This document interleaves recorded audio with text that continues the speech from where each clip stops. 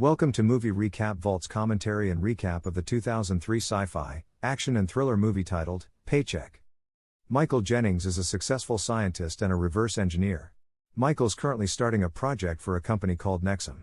He brings the 3D monitor to a secret facility where he meets Rita, a Nexum lawyer. She tells him she'll see him again in 2 months. Michael works tirelessly and alone for 2 months in a computer cleanroom. He disassembles, analyzes, and tests the 3D monitor to determine how it functions. His final deliverable for Nexum must be a better product to allow Nexum to outshine its competition. It's the big day where Michael reveals his project for a group from Nexum. He improved the display by getting rid of the monitor, and having just a hologram. The small crowd leaves the room and only Rita and Michael remain. Rita congratulates Michael with a bottle of champagne. In 2 months he's produced what they've been struggling with making for 3 years. Many of Michael's recent memories flash on the screen, then suddenly stop with the image of him 2 months ago, walking into the building. Shorty, Michael's friend, is extracting his memory from the marker, forward to the present. Several images of his memories are shown on the monitor and then deleted. His friend completes the deletion of the remaining memories. Michael appears to be slightly dizzy and Shorty suggests he takes it easy. Michael asks for his paycheck, and Rita hands him an envelope with a check for $526,000. Michael and Shorty are in a fitness room and Shorty is monitoring Michael's health and response time. Afterward, Michael lets Shorty know that he's not concerned with the memories that Shorty erases. He focuses on memories of the fun and exciting stuff, like vacations.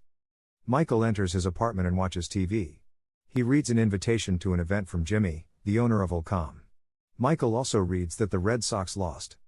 Michael and Shorty are at Jimmy's formal event listening to violinists and other musicians play. Michael meets Dr. Rachel Porter. She's a biologist and works for Jimmy. Michael is blunt, and asks Rachel to leave with him. She lets him know she prefers a normal conversation. Jimmy appears and greets Michael. We learn Jimmy is Michael's old friend from school. Jimmy asks Michael to consider a 2 to 3 year job that involves optics. Jimmy wouldn't disclose any more but said Michael would earn stock options of 8 figures. Michael suggests that erasing someone's memory of the past 2 to 3 years can't be done. Michael decides to do the job and arrives by helicopter to a large Volcom complex, and meets with John Wolfe. Michael will be assigned a room and won't be able to leave their campus. Michael is required to put all of his personal items in an envelope that he can retrieve when he picks up his paycheck at the end of the project. Michael and John meet Jimmy. Michael is given an injection that will serve as a marker. His memory will be wiped up to the second injection, that he'll get when the job is completed. While Jimmy briefly attends to business, Michael checks the facility and meets Rachel, again. Jimmy returns and lets Rachel know Jimmy will be joining the team. Jimmy leads Michael into a different room and introduces him to the other half of his team, Dr. William Decker. John is putting the isotope gun back in its case, and Michael is sitting across from Jimmy and wants to know what happened. The project was a success, and 3 years have passed. Michael walks into his home after his long absence. Michael looks online from his home computer and sees his balance went from $50,000 to $92 million. Michael goes to Reddy Grant, signs a document and is given an envelope. The items are not his, and he's confused. He apparently mailed the envelope to them 4 weeks ago, and is shown his signature on the form. Michael doesn't remember, but just wants to sell some shares and get some money. He's told he forfeited his shares 4 weeks ago, and is shown his signature on the document. Michael grows impatient and angry and leaves. Michael goes home and calls Jimmy, but Jimmy is out of the office and won't return until the afternoon. Michael notices the front door is open, walks to it, and closes it. He then notices 2 hallway doors are open. At that moment 2 men attack and subdue him, then 3 more men open the front door and 1 tasers Michael. The FBI agents take him to their facility. Michael is interrogated regarding what technology he was working on for Jimmy. Michael denies knowing anything. The agents threaten Michael and accuse him of treason. They want to know why recent patent applications have Michael's signature on them. Apparently, Decker can't be questioned because he's dead after falling from a 14-story balcony.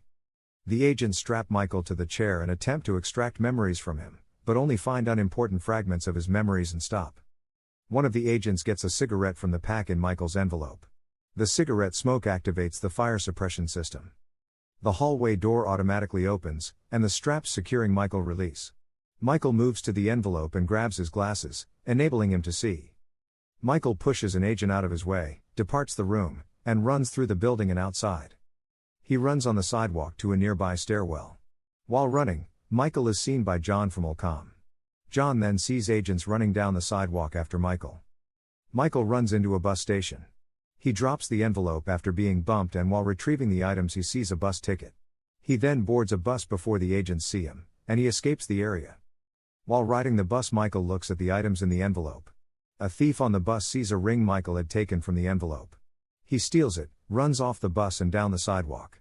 Michael chases after the thief but stops when he gets off the bus and realizes he's outside of Reddy Grant. Michael goes inside and wants to know who sent him the envelope 4 weeks ago. She shows Michael his signature on the shipping document. Jimmy goes to the machine that Michael and Dr. Decker built that had predicted the future, to include when Michael would die. Jimmy gets an error message and is unable to use the machine. He tells John to find Michael. Michael finds refuge in a hotel room and empties the contents of the envelope on the bed. There's a slip of paper with a rhyme on one side and numbers on the opposite side.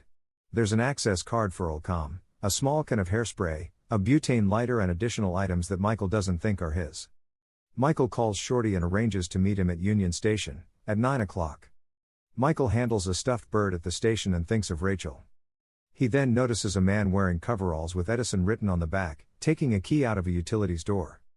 Michael grabs the key from his envelope with an Edison tag attached. Shorty arrives and Michael shows him the contents of the envelope. Shorty thinks Michael should be asking himself why he gave up $90 million. Michael explained he was working with William Decker. Shorty thinks Decker was working on a classified laser project, and one day the government shut him down. Apparently the laser project was going to cost $500 billion. One of the scientists tells Jimmy in the Olcom lab that the time machine Michael made. Jimmy calls John and tells him they don't need Michael any longer. Shorty tells Michael he needs to talk with Decker. Michael says he can't because Decker is dead after falling out of his 14-story bedroom window. Shorty gets scared and wants to leave. John's group of assassins from Olcom are positioned near Michael and Shorty, and start shooting at them. One of John's group starts shooting at Shorty. Michael leaps on the shooter and incapacitates him. Michael runs down the stairs and onto a subway platform, and then through a door and into a maintenance tunnel. Michael is followed by 2 of John's men, that have guns. Michael is now trapped in a subway train tunnel with John. They're several feet away from each other, both pointing their handguns at each other. Michael causes a distraction as he hears a train approaching and runs from John. John shoots, but misses Michael. Michael stops at an electrical junction box on the wall, and uses the paperclip from the envelope to short-circuit the train's brakes. The train stops inches away from crushing Michael, and he escapes from the subway. After looking at the images extracted from Michael, it appears he knew what would happen. They talk about Dr. Decker's project, and how he believed the technology would allow him to see the future. While Michael is washing, water drops on the matchbook from the envelope, revealing the logo of a restaurant, Café Michel. He calls the restaurant and discovers he has a reservation for 2 people, at 1 o'clock today. At the same time, Jimmy visits Rachel's apartment while she's feeding her beloved birds. Jimmy tells Rachel that yesterday, Michael finished his project, and had his memories erased. He left Olcom. Rachel is surprised and saddened. Michael promised her he wouldn't erase his memories. Jimmy and John monitor video of Rachel to find Michael. From her reaction while she's in her bathroom shower area, they think she got a message from Michael. Jimmy has a security agent accompany Rachel when she leaves her apartment.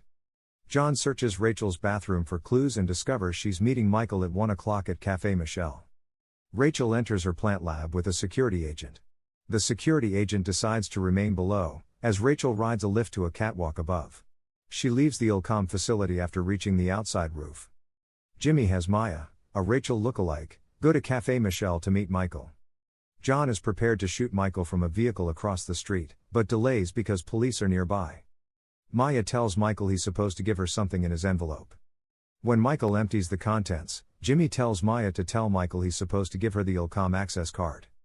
Maya leans over to tell Michael to wait for her, and Michael notices her colored contact lens move, disclosing her eye color is different than he remembers Rachel's eye color. Michael grabs his envelope, and his access card back from Maya's purse, and Michael and Rachel depart.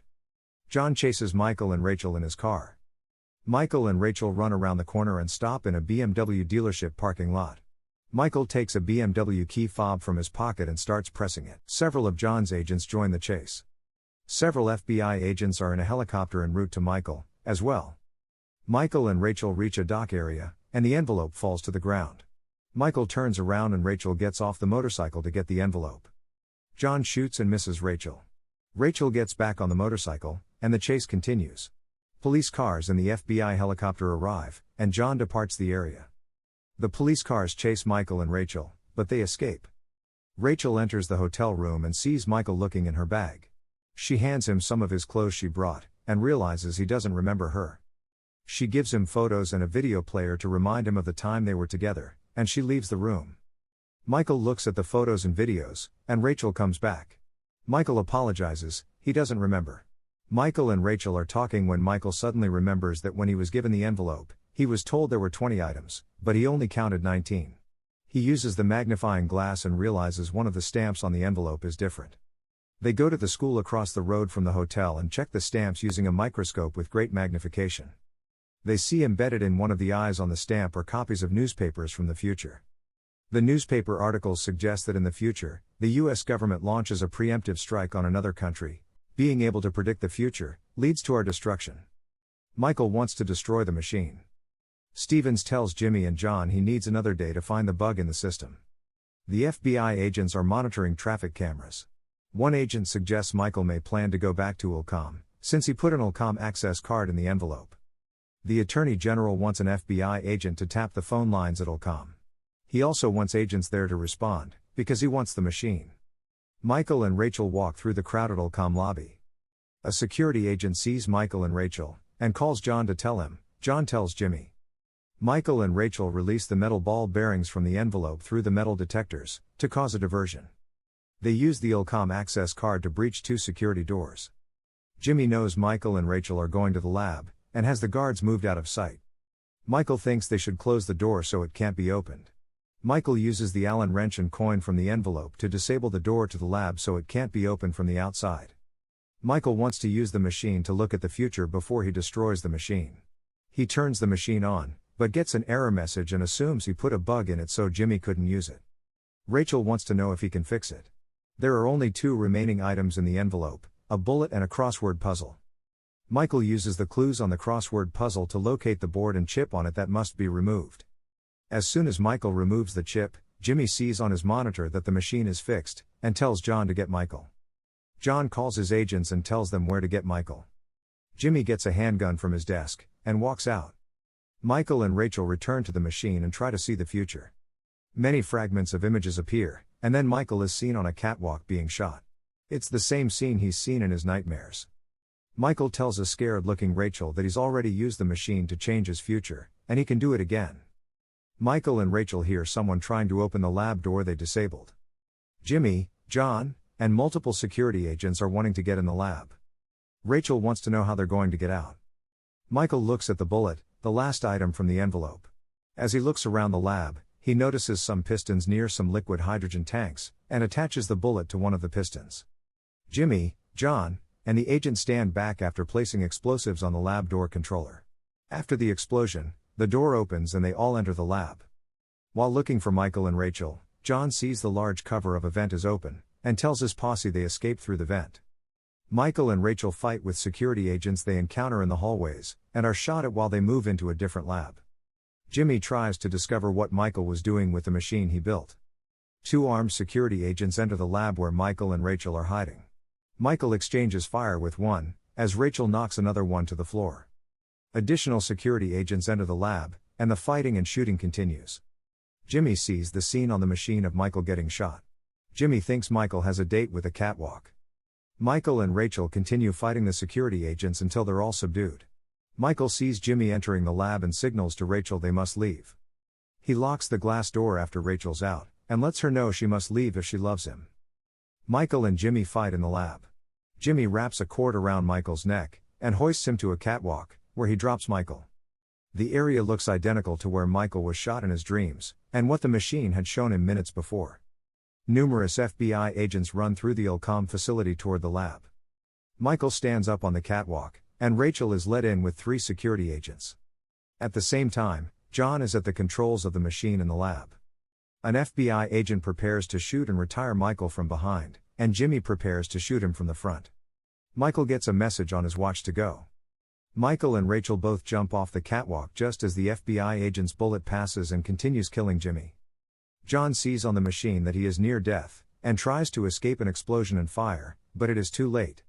The explosion and fire destroy the lab, but Michael and Rachel survive. Michael removes his watch and leaves it in the lab, then he and Rachel leave. As the agents search the lab, they realize the machine is destroyed. An FBI agent finds Michael's watch and smiles while pocketing it.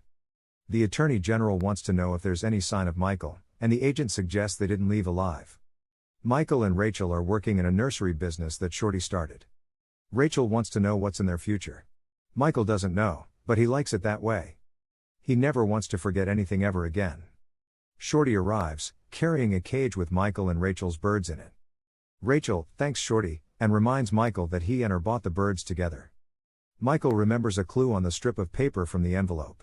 If you only look where you can't go, you will miss the riches below. He then finds a $90 million lottery ticket hidden under the birdcage. The end. Please subscribe and like the video if you'd like to see more. Thanks.